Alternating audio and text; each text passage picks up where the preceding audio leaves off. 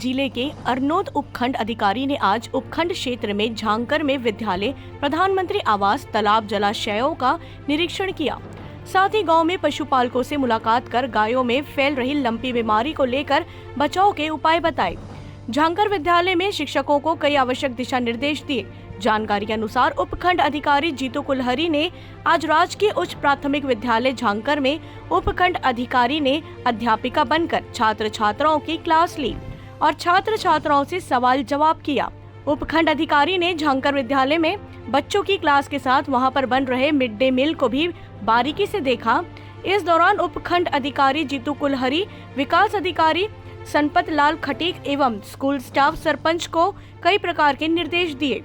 झांकर विद्यालय के आसपास फैले अतिक्रमण को लेकर संबंधित पटवारी को निर्देश देकर हटवाने के आदेश दिए। उपखंड अधिकारी ने विद्यालयों में टपक रही छतों को दुरुस्त करवाने की व आंगनबाड़ी केंद्र पर उपस्थित पंजिका को देखा व गर्भवती धात्री महिलाओं की जानकारी ली। साथ ही तालाब का गहरीकरण, कुएं, बावड़ी, प्रधानमंत्री आवास का भी निरीक्षण किया गया। इस दौरान सरपंच विकास अधिकारी संपत लाल खटीक, रीडर राहुल खटीक, गार्ड राजू टांक मौजूद रहे। प्रतापगढ़ से दिलीप सेन की रिपोर्ट।